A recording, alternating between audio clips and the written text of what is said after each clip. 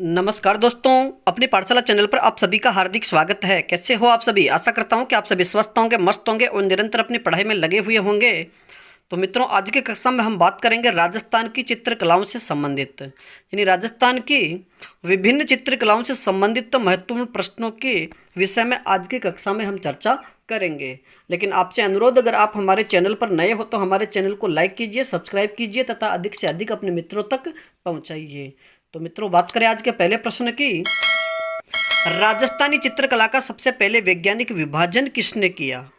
राजस्थानी चित्रकला का सबसे पहले वैज्ञानिक विभाजन किसने किया?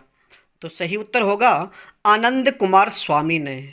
अगला प्रश्न, राजस्थानी चित्रकला का पहला वैज्ञानिक विभाजन कब किया गया?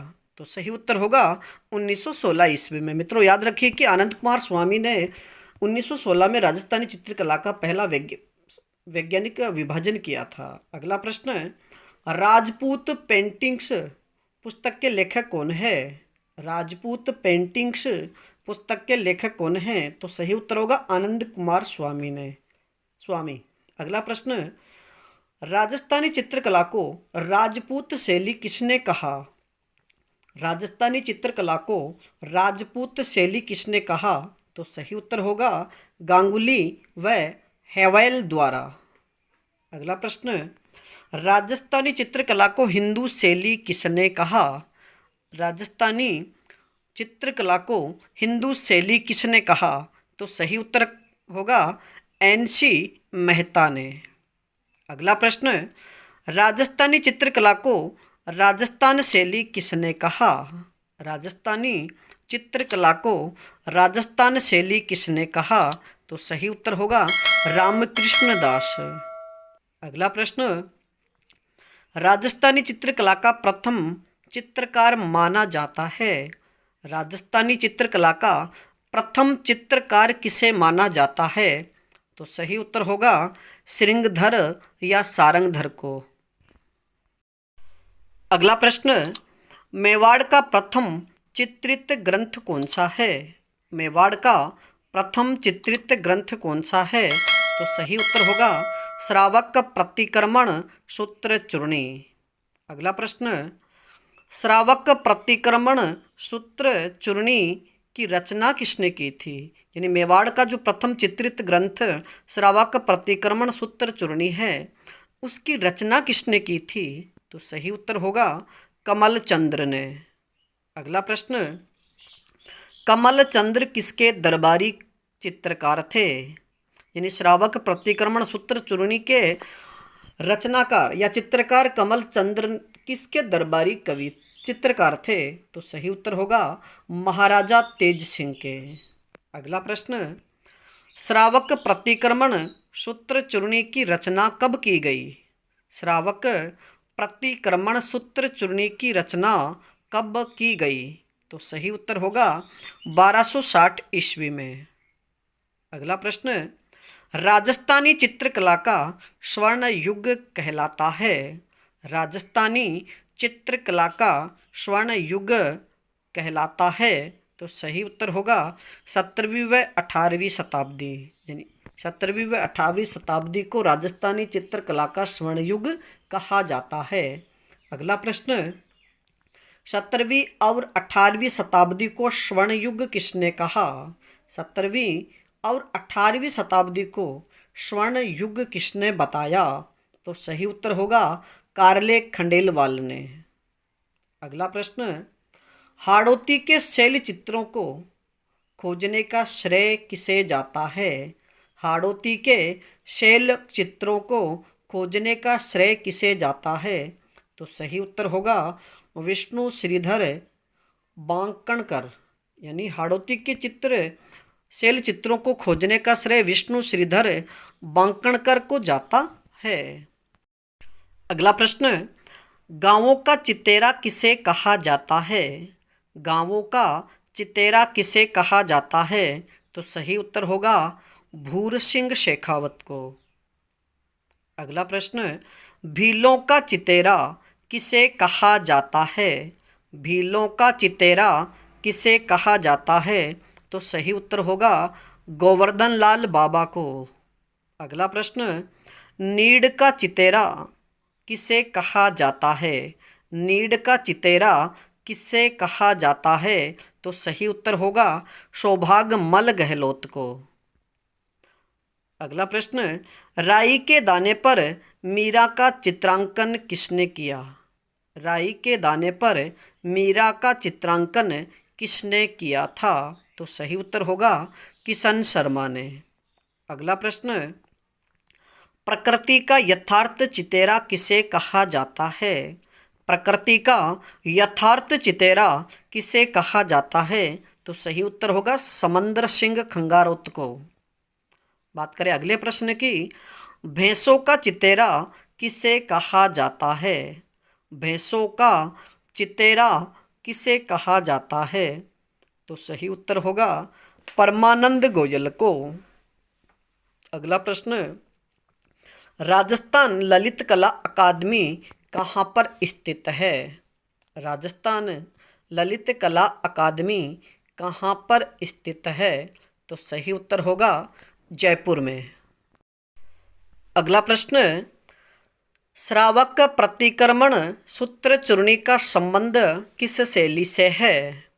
श्रावक प्रतिक्रमण सूत्र चूर्णी का संबंध किस शैली से है? तो सही उत्तर होगा मेवाड़ शैली से। अगला प्रश्न, बणी ठणी चित्र का संबंध किस शैली से है? बणी ठणी चित्र का संबंध किस शैली से है? तो सही उत्तर होगा किशनगढ़ शैली से। और मित्रों याद रखिए कि जो किशनगढ़ शैली है इसमें बणी ठणी का चित्र मोरध्वज निहाल चंद ने बनाया था और उस समय शासक सावंत सिंह थे जो नागरी दास के नाम से भी प्रसिद्ध है। अगला प्रश्न, चितेरों की ओवरी या तस्वीरारों कारखाना का संबंध किस शैली से है? यानी चितेरों की ओवरी, जिसे तस्वीरारों कारखानों के नाम से भी जाना जाता है, का संबंध किस शैली से है? तो सही उत्तर होगा मेवाड़ शैली से। अगला प्रश्न, कलीला दमना और रागिनी बसंत का संबंध किस शैली से है? कलीला दमना और रागिनी बसंत का संबंध किस शैली से है? तो सही उत्तर होगा मेवाड़ शैली से। अगला प्रश्न, राजस्थान की किस शैली पर मुगल शैली का प्रभाव है? राजस्थान की वह चित्र शैली जिस पर मुगल शैली का प्रभाव है। तो सही उत्तर होगा जयपुर शैली। अगला प्रश्न, किस शैली में सर्वाधिक चित्रकार मुसलमान थे? यानी राजस्थान की वह चित्र शैली जिसमें सर्वाधिक चित्रकार मुसलमान थे। तो सही उत्तर होगा बीकानेर शैली। और मित्रों याद रखिए कि जो बीकानेर शैली है इसमें जो चित्रकार थे उनको उस्ताद कहा जाता था तथा उनके द्वारा जो शैली बनाई गई थी उसे उस्ता शैली भी कहा जाता है। अगला प्रश्न, राजस्थान की किस शैली में पशु पक्षियों का चित्रण किया गया है? राजस्थान की किस शैली में पशु पक्षियों का चित्रण किया गया है? तो सही उत्तर होगा बूंदी शैली में। अगला प्रश्न, किस शैली में युद्ध व शिकार करती युवतियों का चित्रण किया गया है? यानी राजस्थान की वह चित्र शैली जिसमें युद्ध व शिकार करती युवतियों का चित्रण किया गया है। तो सही उत्तर होगा कोटा शैली। अगला प्रश्न, किस चित्र को राजस्थान की मोनालिसा कहा जाता है? किस चित्र को राजस्थान की मोनालिसा कहा जाता है?